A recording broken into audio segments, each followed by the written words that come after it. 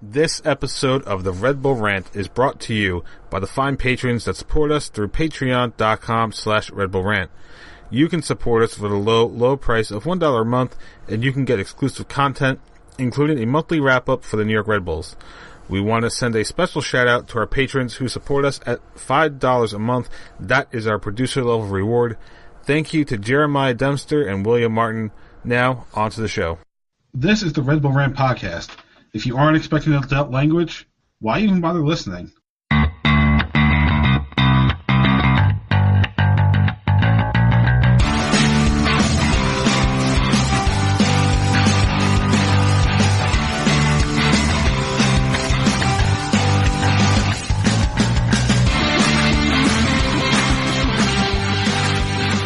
Welcome, my friends, to the show never ends. This is the Red Bull Rant podcast. I'm your host, Jason Iapicco. I'm Pat McDonald. I'm Truman, the current and future champion of this show. Yeah, probably. And this is episode 283, The Unproven Cutter. Yeah. You're the uncrowned champion? Mm-hmm. So, before we get into a soccer debate, we need to talk about something that is totally related to soccer. I mean, in that it's not at all. But we need help from the audience. You mean we don't ever discuss not soccer stuff on the show? Yeah, never. We never go on tangents. So, but we usually save the tangents for the end. So this week I'm going to open with a tangent.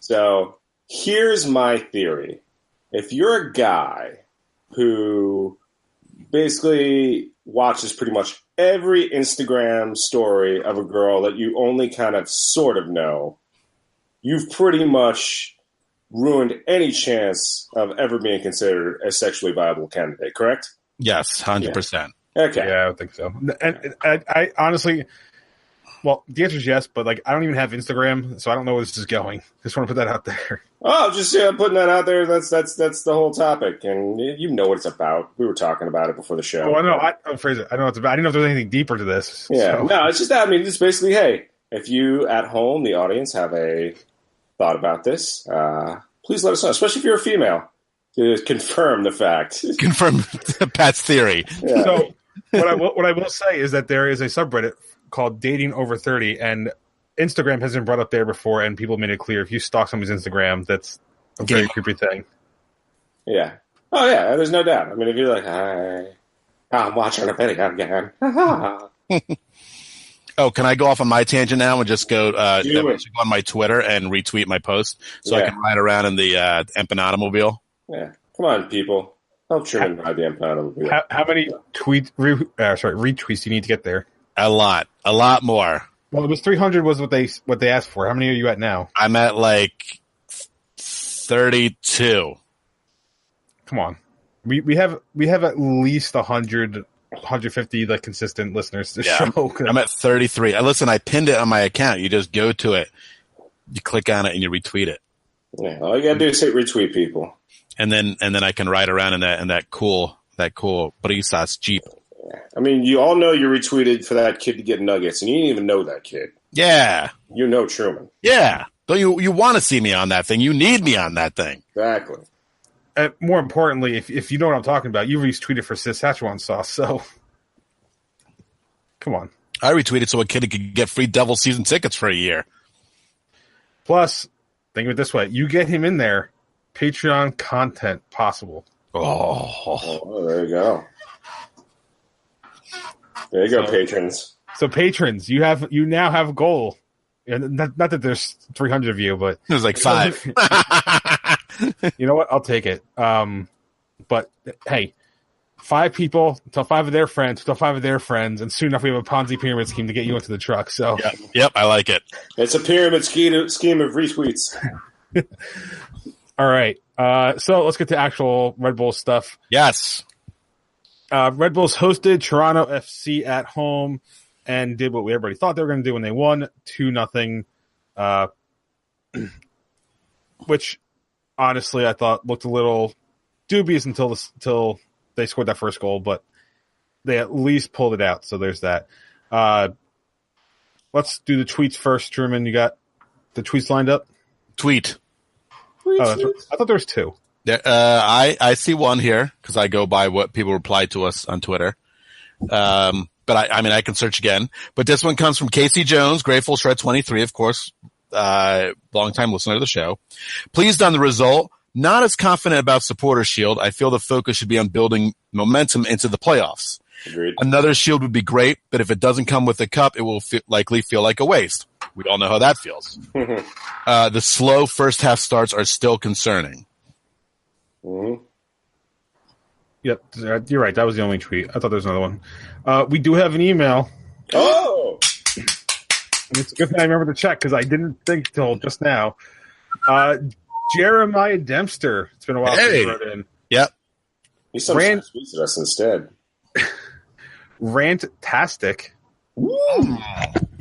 3 thoughts. First, BWP being suspended is going to be the talking point from this game, but I'm having a hard time looking past the fact that our top choice striker is getting a admittedly forced rest during the run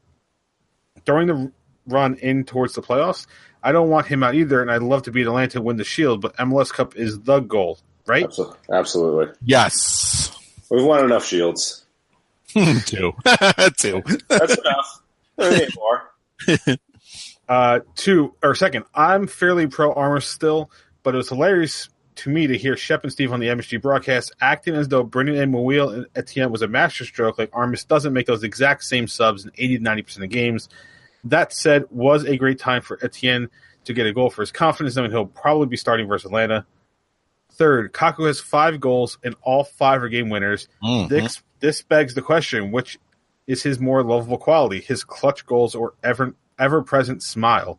Discuss. Aww. Oh, that smile is just, it melts your heart, doesn't it? Sure does. I will say what I thought was great. So I went to the game, of course, and I got my brand spanking new Kaku jersey. Yeah. And then I get into the section and 3 people right in front of me, all wearing their brand new Kaku red jerseys. So I thought that was funny. Like, it wasn't even like a mix of people wearing jerseys. It was like me, 3 people in front of me. We all had it on. Now here's the question. Was it the same color? Yeah. All the red, all red. Yep. But I think if you go 2018 jersey, I mean, everyone went red, right? I mean, it's kind of right. Yeah. It's kind of sexy. So, I mean, you got to go new. I'm still debating. I haven't bought my red jersey yet. Not that it can fit me yet. I'm working towards it, but I'm debating on who I should buy. If it's BWP or Kaku. Yeah. I went with the guy who I thought was going to be here a while. I went with the designated player. I feel like I should go with a guy like nobody gets jersey of. I'll figure it out by next game I go to. So Brian White. There you go. I'm thinking BWP this year, and I buy the new away jersey next year, or I guess alternate jersey now. Well, I'll go throwback. I'll get Lemper on there. There you go. Yeah.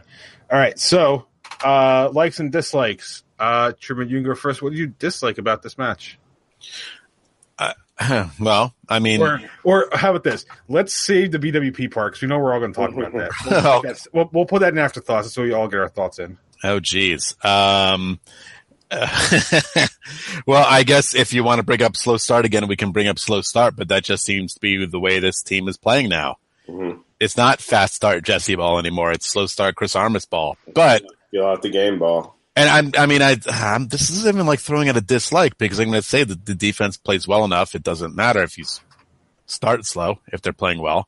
I guess that's the minor gripe aside from the yellow card. Even Toronto didn't have that many great chances, and I'm just pouring on goodness. The good chances they had, Robles made 2 fantastic saves. Yeah.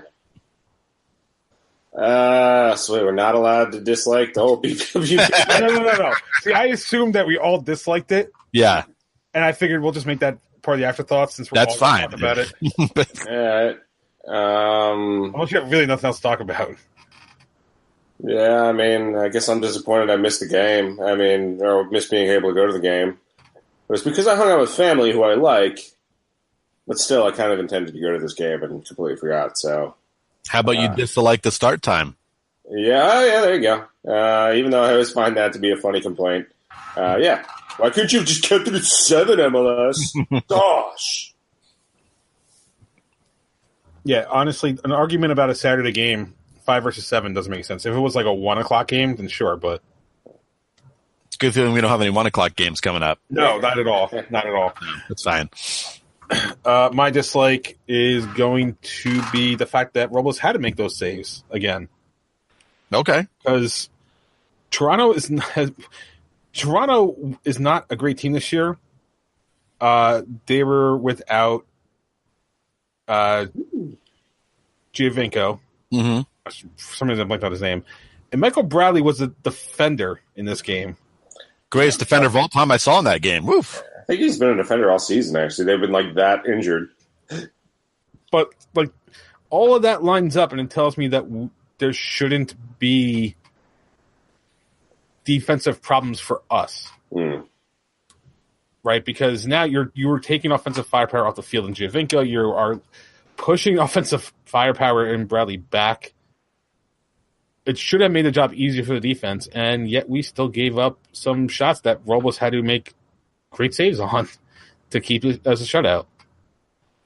That happens in games. I mean, it's hard to keep a team off the shot sheet for 90 minutes, especially when you do have a few talented players on the team.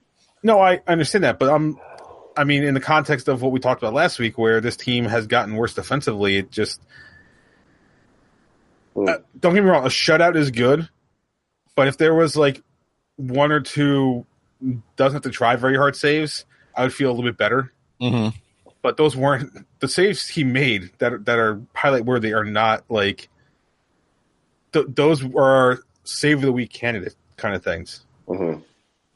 And that's the part that bothered me. Not the fact that he made saves, is that they were save of the week candidate level saves. Mm-hmm. And again, if it wasn't in the context of us having a bad defense on the Army so far, then I don't think I would have cared. Like I could have chalked up as 1 week, but it's been a trend. Fair enough. We're nitpicking, but that's what you got to do, right? When you win 2-0. Exactly. Well, yeah. All right. Afterthoughts. BWP. You didn't fucking do likes? Wow. Sorry, you're right. Likes of the game. Pat, you can go first. What'd you like about this one? You know what? Let's do a little shout out to Derek Etienne Jr. He's had struggles in front of the goal all season. The goals he has gotten are pretty much, they always seem to be like kind of just straight on shots that, nobody really, he'll be lucky if he sneaks through someone's leg if he gets a goal. I mean, otherwise he shoots directly on the keeper. His goal on the one that kind of put the game away was a real pretty little chip over the keeper.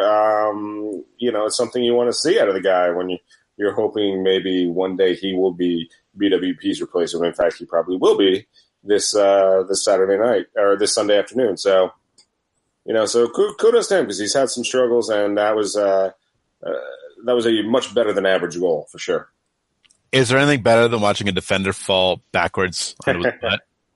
Yeah. That was great. And yeah, I mean, it was honestly another game where Etienne had a couple of chances and you're just like, right into the keeper on one shot. And it's like, oh my God, here we go again. And then when the defender falls down, goes to net, you're like, for the love of God, I mean, this has got to be it. And a great shot too. Like it was definitely a little bit of a tough angle, considering the end it was coming on. It was great.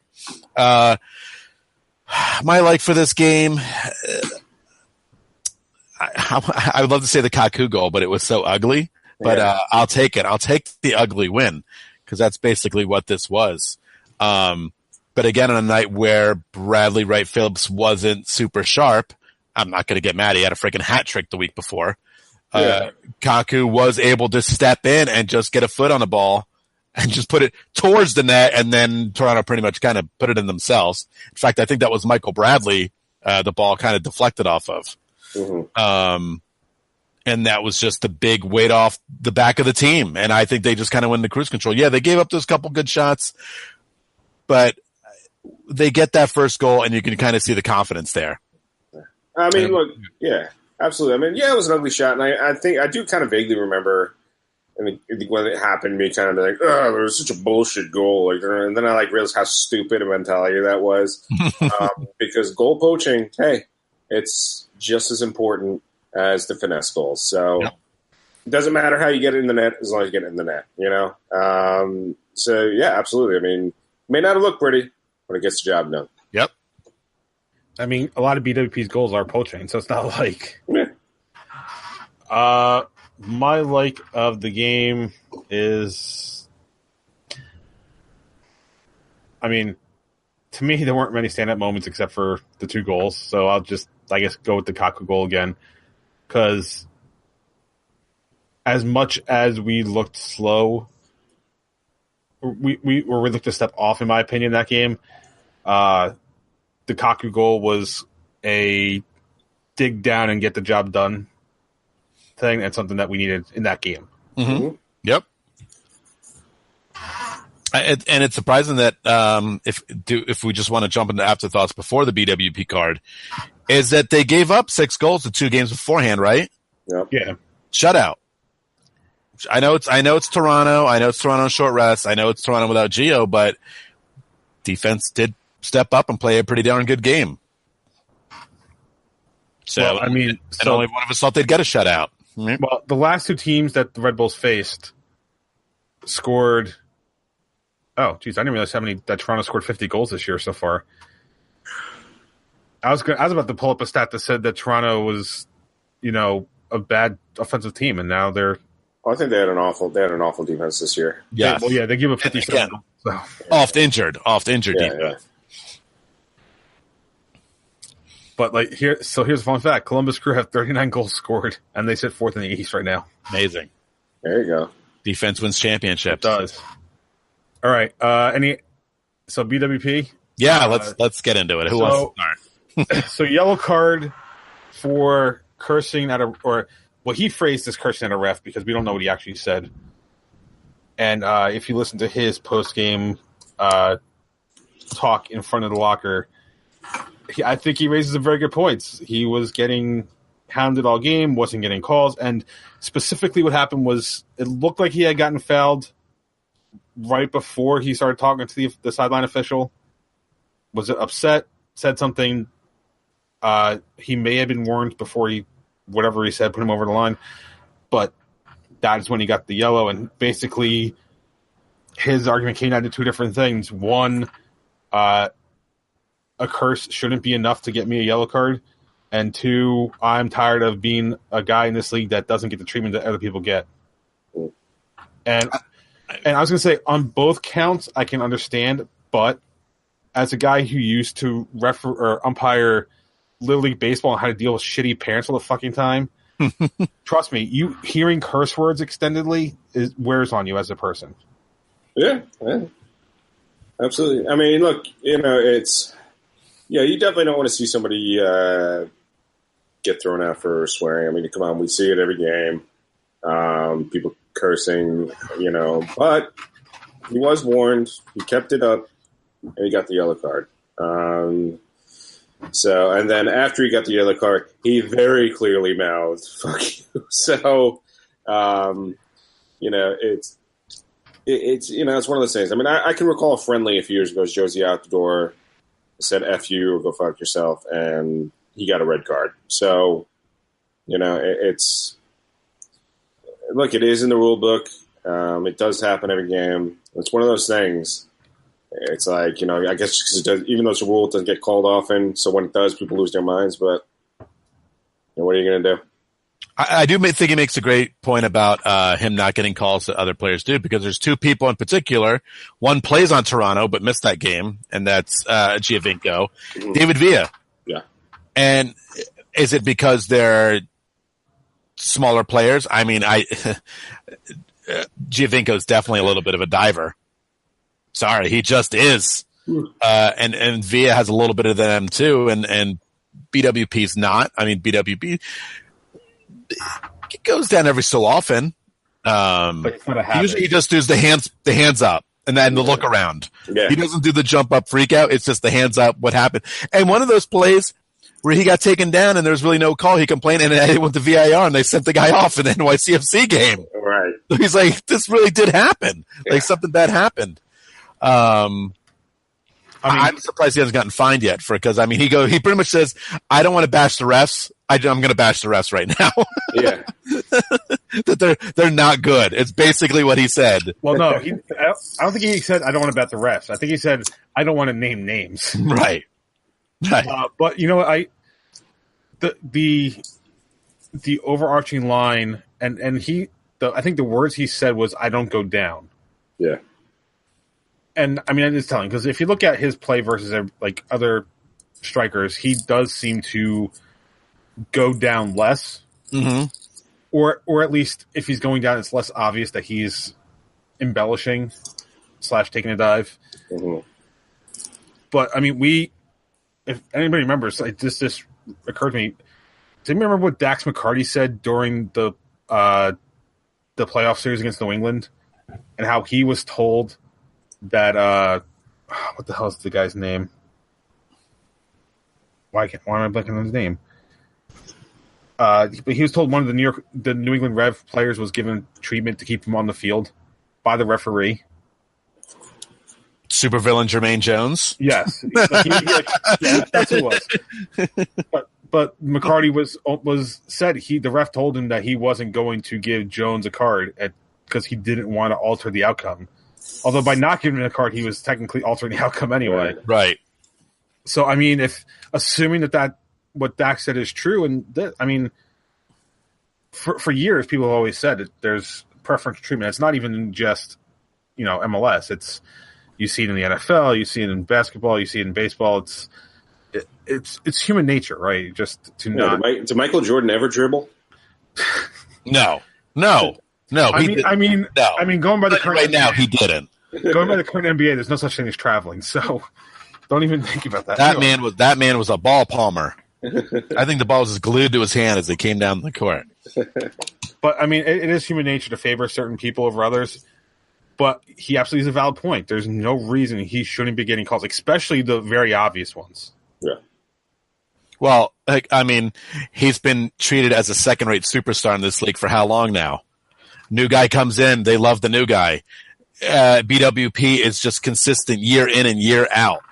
I mean, seasons of just 10-plus goals or whatever it is over and over and over again. But who do they talk about? They talk about like every other star in the league. He really is. He's treated like the second level star. The year he won the Golden Boot with 27 goals, he was not MVP. Nope. I mean, he's had what they've statistically shown. He's had the greatest 3-4 year period of a striker in MLS history. But yeah, you're right. He's treated like a second class citizen. There's no doubt. He's not the name. He can't get on this. Like he could barely get on the starting lineup for the MLS All-Star team. Yeah. Mm-hmm. In fairness, that's fan voting, and we only have about 30 fans, as evidenced by the attendance. And other teams just don't care about brigading because they never put stuff in place to stop that. But I mean, I'm looking more at the media because what was it when Javinko had his Golden Boot year and he got listed as MVP? People are saying, Wright Phillips scored more goals than Javinko.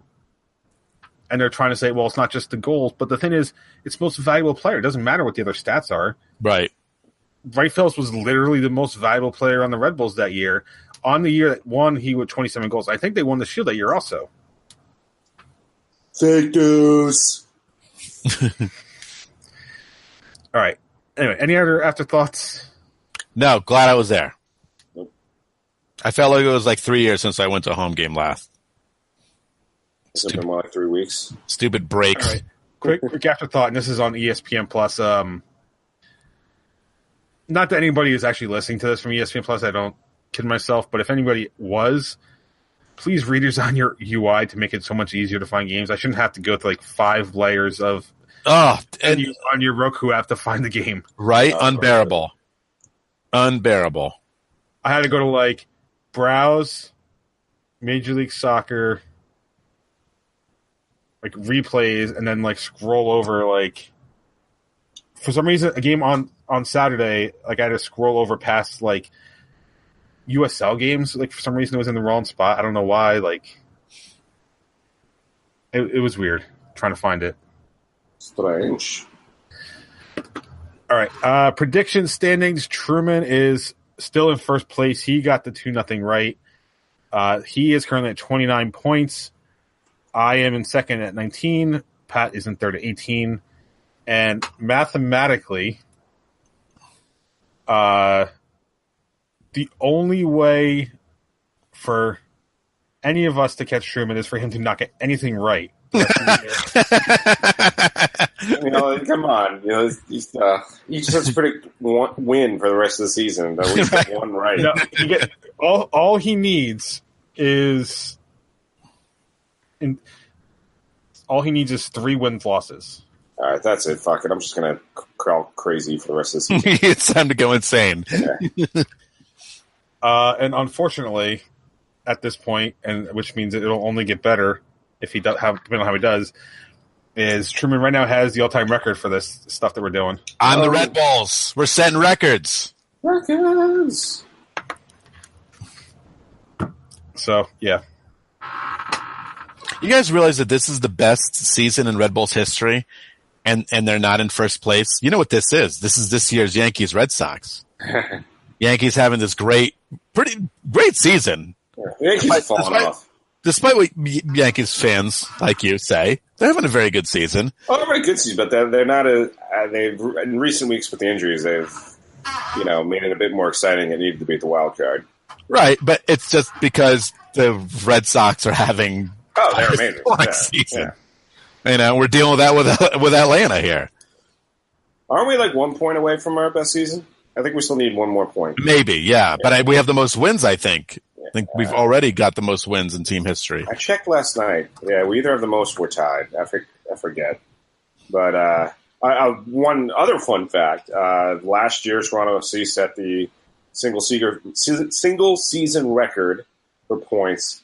You realize if we beat Atlanta this week and they win out the rest of their games and we win out the rest of it, both teams could break that record. That is great. Yeah. That's great. So the previous best record for the Red Bulls was 17-9-8 when they won the first Supporter Shield. And the Red Bulls currently are 18-7-5. So there you go. Most wins. Wow. With how many games left? 4? 4. 4 games, 2 home, 2 away, right? You know what's funny? You would think like the first 4 years when there was overtime and there had to be a winner, they somehow would have gotten the 17 wins, but they didn't. Right? Less games. They had 32 games in 96. Oh, okay. Was that back? No ties? Yeah, that was back in the overtime. They didn't do the shootouts, right? They just did overtimes. Or they didn't do the NASL shootouts. They just did, I think, extra time and then. Well, they didn't have ties, so they did not have ties the first 4 years, which would have looked really weird on uniforms when they, it's a very strange look. Ties, just saying. Yeah. Weird. All right. So standings wise, right now Red Bulls are 4 points back of Atlanta, who are even on games played, and 6 points ahead of New York City FC. And for some reason, the Red Bulls have 1 game in hand on NYC at this point. So I don't understand. So unless the Red Bulls really screw up, that they're almost guaranteed a second place spot at this point.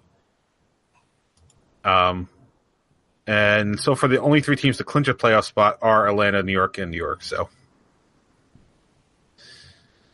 that's whatever it's worth. Coming up is going to be what is obviously the biggest game that's going to matter for the Shield race right now. The New York Red Bulls will be hosting Atlanta United at 1 p.m. Eastern Time. That game will broadcast on ESPN. Atlanta's coming in with an overall record of 19-5-6 and a very impressive 10-3-2 record on the road. They have 63 points total, and like I just said, first in the East in the Shield race. And their last 5 is a win, a loss, and then 3 straight wins. So they're coming in hot right now. Hot. And, of course, the Red Bulls will not have BWP on the field because why the hell not? So, knowing Derek Etienne Jr. is going to be the lone striker, most likely on Sunday, Truman, how do you predict this one? Holy moly, I don't even know. This is going to be tough. I was really hoping Pecky's Army was going to help us out last week, but you know what it is? They were playing in Atlanta. Yeah. Oh, for sure. That's true. They only whip teams home at home. Oh God. Do you go with the boring draw? Do you go with the loss because BWP's not out there? Do you just say, hey, listen, the Red Bulls defense is really, really good and they've already put Atlanta in their building? Do you go with Pat Sneeze? Damn it. I missed the mute button. There's a lot of things you can go with here. I do not know why I'm going to say this, but I think the Red Bull's going to win. I really don't know why. Atlanta's offense is absolutely disgusting, but what did we just say earlier about the Crew, right? Defense wins championships. Red Bulls are home. They've only lost twice at home this year. I don't know. I don't know. I don't know what I'm saying. I'm going to say 2-1 win. I think the crowd is going to be hot. Although if this was a fucking 1:00 game, when who's home this week? The Giants are home. Okay. Yes, the Jets are on the road. The Giants are 4:00 game, but that doesn't matter because it's tailgating and all that stuff. You're going up against football, which fucking blows. Yeah. So blows. Like they're going to get bottom of the barrel ratings for this game. And people are going to use the excuse of watching, like for the Red Bulls fans, they're going to say, well, the Jets are on one, so I'm going to watch that. Right. Yep.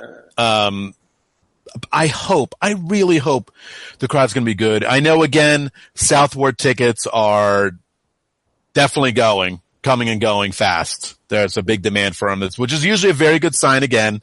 When you see those tickets are in demand, usually the other tickets are in demand. I hope the crowd is fired up because, again, it is one of the biggest regular season games in team history. It's not because last time I checked, we played Chicago twice for a supporter shield. But this game I think is going to be exciting. I have no idea how the Red Bulls are going to win this, but I'm going to stick with them. I'm going to stick with them because it's a home game and just at least get them within a point and at least give them a hope, a slight hope that they can still keep, the chance of winning the supporters shield, close. It's going to be tough to pick. Go fuck yourself. You have to fail to not win the belt this year. Anyway, actually, to your point about demand, StubHub prices, cheapest ticket is $32. That is very high for StubHub price. So I'm hoping that's a good indicator of how this game is going to be. But Toronto, I think, also went a little high, and crowd sucked. At least on television, it sucked. So fingers crossed. So that's just my point because I realize Jay has to predict next. Well, I was gonna let you go actually because it really doesn't matter between you and I. Okay. Because we're only 1 point off, so at this point it's not really. All right, fair enough. Then I unfortunately go with the loss. I think the BWP factor sucks. It really, really does. It's can they score without him? Absolutely. And I think this is exactly the game where you don't think they win and they will. But never mind that. I'm going to stick with logic. I'm going to say they're not going to be able to overcome the BWP loss. I'm going to go with a 2-1 loss. I don't think they're going to get slaughtered. I guess in terms of Supporter Shield race, yeah. Again, going back to what KC Shred said, you want to get ready for MLS Cup. I guess BWP getting a unexpected rest isn't necessarily a bad thing. So for that MLS Cup run, this is good. Maybe and Supporter Shield, and I could be again in terms of me being wrong. I actually my time up came up from 2015 where I complained about a Red Bulls loss. So well, you can kiss the Supporter Shield goodbye, and then like every team that needed to lose lost. So this is the game I think they're going to lose. They'll probably win because Red Bulls have had a knack of doing that this season, pulling wins out of their asses when they shouldn't. So, but I'm still sticking with a 2-1 loss. So I'll be honest, I was going to go 2-1 loss, but in fairness, I'm not going to do 2-1. I still going loss. I don't think they'll overcome the BWP suspension. As much as Eric Etienne scored last week, he is not a consistent goal scorer. As much as he hasn't played anyway, he's not a consistent scorer. But I do think they can make it interesting. I am going to go with a 3-2 loss. Ooh, interesting. Because I feel like this is how I feel, that the Red Bulls in general this year play up or down to their opponents, except for like the very beginning of the year. For some reason, when we play like Portland, we just destroyed them. But in general, play up or down based on their opponent. So I think they will play better this week than they did last, but not having BWP is too much to overcome. That'll be a telling sign if this team cannot play well without one guy. And star player, but and honestly, a 3-2 loss, as much as I think would suck for the defensive side, I think it would actually show progress for the playoffs. And the reason I say that is because Atlanta's a good offensive team. Yeah, they're pretty good. They're 65 goals. Yeah, pretty darn good. So if we gave up 3, as much as it would suck, it's not the same as giving up 3 to DC or giving up 3 to Montreal. So this would not carry the same weight to me. Yeah, Joseph Martinez is kind of good. Yeah. Yeah, a little bit. So and if they can score 2 goals without BWP on the field, imagine if it did end 3-2, you could argue with BWP on the field, we could possibly earn a draw. And earning a draw in the playoffs is big. It's not at home. Not at home, but my point is just that getting a draw is big in the playoffs. It's better than a loss. So, all right. Moving on, New York Red Bulls 2 had a 1-1 draw at the Charlotte Independence. Their next game is Saturday the 29th at Nashville FC, 8:30 p.m. Eastern Time. I'm not sure what the playoffs are for them or when it starts. I'm not even sure what their standing is right now. So let's look that up real quick. Who are we, Joe Goldstein? We don't pay attention to this stuff. Yeah, this is not Raising Bulls. Right now, we are number 9 in the standings in the USL, one below the playoffs. We are 1 point back from Nashville SC, who's currently in 8th. So I guess there's a chance for them to make in the playoffs. Woo! Wow. Cool. The USL West sucks. So 17 teams in the West, and numbers 10 through 17 have been eliminated from playoff contention. Wow. Damn. So, yeah. All right. So on to Dumping Ground. First, Major League Soccer, or at least some of the owners, are floating the idea of possibly eliminating the 3rd designated player spot. Boo. I feel like Pat should be the one to start this conversation. Oh, it's bullshit. I mean, unless they're going to like raise the salary cap to something reasonable, but I don't think any of us see them doing that. Nope. This is clearly just an effort by owners who are unwilling to spend on their teams to try and level the playing field back in their favor. And I'm sorry, that's unacceptable for any league to do, to try and adjust the rules for the worst, or the teams that are unwilling to spend. And it's like, and those teams that have the one DP right now, the one DP that maybe costs $500,000, once they get rid of the 3rd slot, they're gonna get rid of that one DP. Yeah, it's like they're just gonna continue to cut costs, and it's one of those things. You're gonna let these guys off the hook. I mean, if anything, MLS should be considering right now, it should be considering something like what the MLS or NFL does, which it requires you to spend a certain amount of your cap space and all that. It should probably even require you to fill at least DP slot because I mean it's crap. It's complete and utter crap. It's one that I think I could see our very own team cutting costs on if it went through. I think one of the article that we got this from, I mean, it said that, MLS is probably at its most watchable it's ever been. And part of that is because of the 3 designated player spots. Part of that is TAM, GAM, all that bullshit. Doing this would be a huge mistake. Yeah, I mean, look at the stars of the league.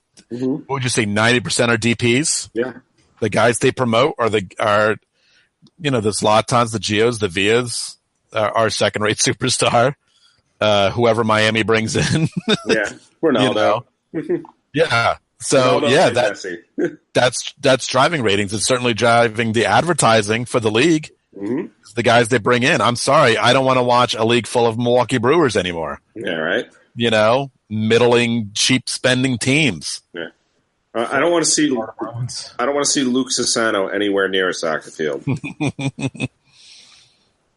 Yeah. Again, like you said, if you don't want to spend the money, boo-hoo, New England Revolution.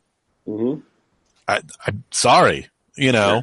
The Red Bulls, we can talk about they have a couple DPs, but I mean, they also have a very good academy system, and that's one of the reasons they succeed.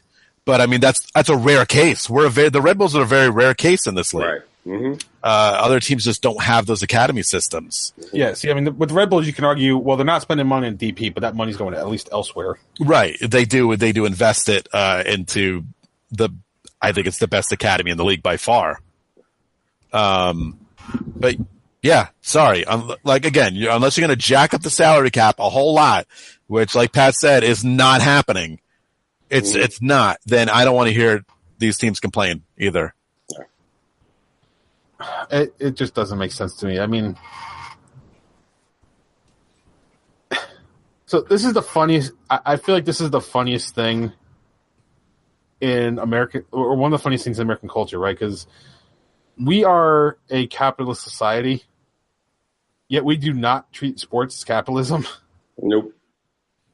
Everybody wants the level field or the playing field to be level, when that is not how the rest of our country works. Well, I mean, look, there is a cap in essence. I mean, you can only have 3 designated players. I mean, you can't spend 50. I mean, I suppose you could spend 50 million, but no one's going to spend 50 million. Nothing's stopping you from on those 3 designated players spending $50-100 million. Yeah, it was just it's kind of like it's level already. And it's not even like it was floated. Like, it's not required. So it's not like you have an owner saying, I can't actually afford this price tag because I literally don't have the money for it. It's they're just choosing not to use it. They all, like every sports owner that complains about money, they all have enough money to own a professional sports team. Yeah. Mm-hmm. So they have the money to spend on players. Mm-hmm. Yeah, that's the bottom line. It's stupid. It really is. Yep. Don't come crying to us about boo-hoo. Mm-hmm. I don't want to hear it. And I'm using this as an example, but if the league can support Columbus moving to Austin, right? Don't give us that shit. Yeah. All right. So another league looking to make changes is the United Soccer League. Right now, they have, I think it's technically 2 leagues, USL and USL Pro. They have League All and Serie A USL. Sure. USL. Wait, is it USL Pro? I think it's USL. Oh, wait. Was it USL and USL PDL? I think USL. Well, yeah, right now. Yeah. USL Pro was the old name for USL. That's why I got confused. But anyway, so all of the USL umbrella for men's soccer, they're looking to change it starting next year. They're going to establish 3 leagues. The first is going to be called the USL Championship, which is currently what is known as USL, what the New York Red Bulls 2 play in, and which is sanctioned under US Soccer as Division 2. They want to create USL League 1, which they're proposing as a official Division 3 league to US Soccer, and then USL League 2, which is supposed to be the USL PDL, the amateur/pro league, is going to be just rebranded basically. Mm-hmm. And part of this idea of organizing everything is to, one, get more teams under the USL banner, and down the road establish Pro Rel inside of the USL banner. Huzzah! Cool. Yeah, I mean, look, for those of us who do think Pro Rel could happen one day and could be beneficial one day, this is how you do it. You do it from the lower leagues and work your way on up. It's I reference a podcast I listened to. I believe it was Total Soccer Show, and I believe it was the owner of the Kingston Stockade, whose name I don't remember. And this is what he said: "Hey, you roll it out slowly. You start with the lower divisions." He said because there are teams, in the PDO and PSL, who have outgrown those leagues, and they have no avenue to really get out of them. Unless they pay, as most of the pro tinfoil crowd likes to call it, like an extortion fee to, MLS or a higher up league. So, it'll be fun. I think it'll draw eyes to USL for sure. I mean, I think there'll be certainly a curiosity when it gets instituted about relegation battles and all that good stuff. And someday probably will transfer to MLS. I don't expect it overnight for sure. But I think as it grows in popularity, it'll be kind of impossible to ignore.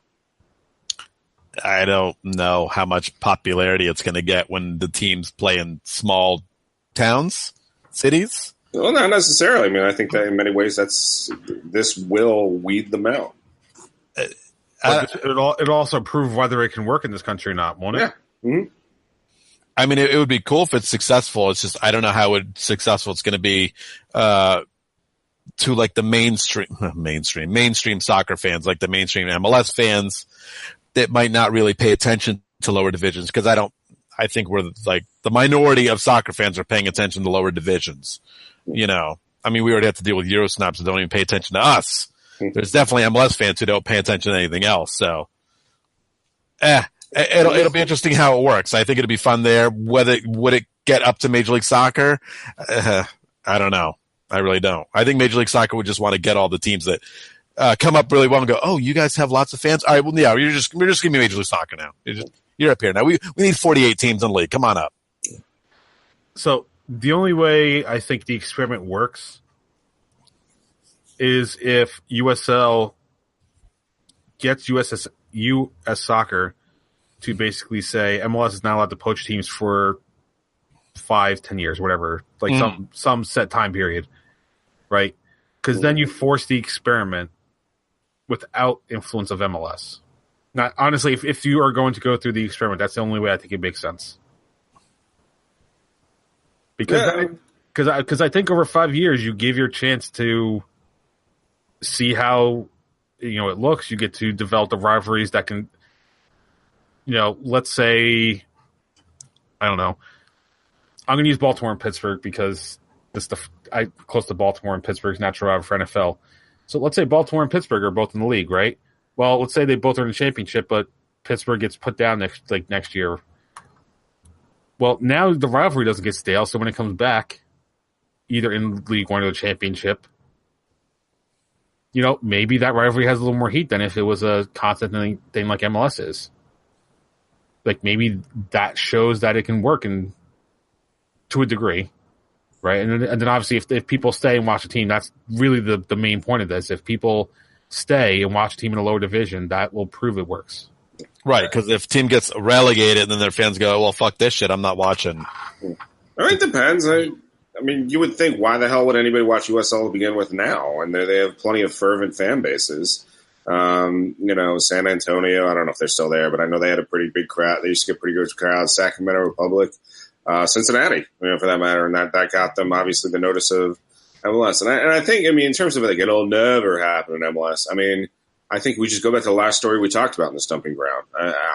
There's a schism happening, and at some point, if the owners that don't want to spend somehow manage to tell the owners that want to spend and want to put a good product that they're not allowed to. You can see this all for one for all mentality that these owners have had for so many years collapsing pretty fast and saying, oh, really? You don't want to spend? Go the hell down to USL 1 then, Why do we want you in MLS? More importantly, remember, teams in MLS are franchises of MLS. They're technically not separate entities. Right. So, you start getting owners that don't want to spend. All of a sudden, you start getting takeovers. If I have an investment group and I want in, maybe I can talk to the league and buy out somebody's team without them agreeing to it. Now, all of a sudden, you start getting more input into MLS. Like, it's very possible that can happen too. And this would, if promotion and relegation did spread over the entire pyramid, what's happening to Columbus wouldn't happen. Because then what's his name as a pre-court? Is he the owner of? Yeah, because then he'd already have his team in Austin. He could start his own team at the bottom of the pyramid in Austin. I mean, he technically could do that now, but he can't get to MLS, so why would he? Yeah, he bought Columbus because that was the quickest way for him to get what he wanted in Austin. Mm-hmm. And then from a whole nother episode. Yeah. Well, remember, a quick history lesson. Orlando City used to be in Austin as a USL team. Yep. Then they got bought, moved to Orlando, became MLS, and then there was a second try I think it's a PDL team or something like that in Austin, and that didn't work. There's the Aztecs. I think there was two versions of the Aztecs. Well, the original version is the one that went to Orlando, and then the second version is the one that failed. Yep. So right now, the way U.S. soccer set up, it doesn't encourage, like Pat said, people to start up at the bottom. It encourages people to either buy teams in MLS and move them, or to jump into USL, wait a few years, show that they can get some sort of crowd, and then just dump a bunch of money and move up. Or be David Beckham. Or and be David Beckham. Having a team. Be David Beckham. And since the league kowtows anything he does, they just wait him out. All right. This is the last thing I have, and it's just a kind of interesting to me. So the National Lacrosse League, I know this has nothing to do with soccer, but their commissioner is, I don't know to say his last name. I honestly don't care. His name is Nick Sack. Nick Sack. That's fine by me. He used to be the GM, right? Or president or GM, I can't remember which, of the union. Before that, he was with, the Red Bulls. Oh, I completely forgot about that. Probably a good thing. Metro Stars. I think he was more Metro Stars than Red Bulls. Okay. But so he's currently the commissioner of the National Lacrosse League, and he, in a recent interview, said he is looking at MLS as a model of growth for his league. And, well, he's doomed because he's terrible. But I just find it interesting that MLS is now being used as a template for how to grow a professional league. Cool. That's what I got from it. Yeah, lacrosse, whatever. There's a little bit of a market, I think. Well, maybe. There's a market for everything. It's just a matter of how much. Yeah. Good luck to all the lacrosse bros out there. All right, just real quick. Nick Sack was the president of the Metro Stars from 2000 to 2006. Oh, so he was what happened that year? They got sold. Yep. Right. Anything else you guys want to talk about? No, that was fucking plenty. Pat, you good? I shook my head, sorry. Yeah, they can't hear that. They don't need to hear me. And I can't see it when I'm not looking at that screen. Well, you should have. You should always be looking at me. But then I can never follow the agenda, which means I can never ask Truman what his terrible team of the week is. Oh, boy, howdy, guys. Come on, we know who it is, right? We know who it is. Yes. Just happened last night. We know who. Chicago? No. You said last night. I don't know. Yeah, come on. Philly. Last night, right? Embarrassed again in a cup game. Yeah, it's so much fun. It's the Open Cup. Nobody cares. But I can still laugh. Yeah. I can still laugh because their defense got schooled. They kicked the ball into their own net. It was fun to watch. They get so pumped about the Open Cup. Was Pat, Open Cup to you? What's it mean? Nothing. And they still can't win it. So there you go. Yeah. I just like that 3 times they've been on the cusp of having some dumb thing to brag about, right? Something to brag about. And they failed every time. And the funny thing is that 3 failures is the most Open Cup final losses in the modern era. What a shame. What a shame. Too bad. Yeah, I don't know. I think it's fun. Our very, very good friend, and I am not teasing him, Rich Ransom, falling apart on Twitter last night was a sight to behold. Can't say I blame him. Yep. I mean, I was there in Kansas City last year, so. Yep. All right. Let's wrap this one up. You can visit us at patreon.com/Red Bull Rant. $1 a month, all you need for early access to the stuff, just as our monthly wrap-up, any live post-game, stuff like that. You can email us like Jeremiah did tonight, redbullrant@gmail.com. You can call us 973-348-5329. Facebook.com/Red Bull Rant. On Twitter at Red Bull Rant. For the show at Doc the Stooge, myself at PMAC, DA2 for Pat, at the Truman for Truman. Subscribe to our show via iTunes, Stitcher Radio, Google Play Music, YouTube, SoundCloud, pretty much anywhere you can find a podcast. Last words before we get out of here. Pat, are you attending this game? This Sunday? No, I have to work. It's so frustrating. Well, I guess I'll be by myself when I hopefully all but lock up my title belt, and when the Red Bulls will win. Yeah, come on, Red Bulls, do something exciting and win. Please prove me wrong. For Pat Truman and myself, this has been episode number 283 of the Red Bull Rant. Thank you guys for tuning in, and as always, go Red Bulls. Bye-bye, everybody. Bye. Lights.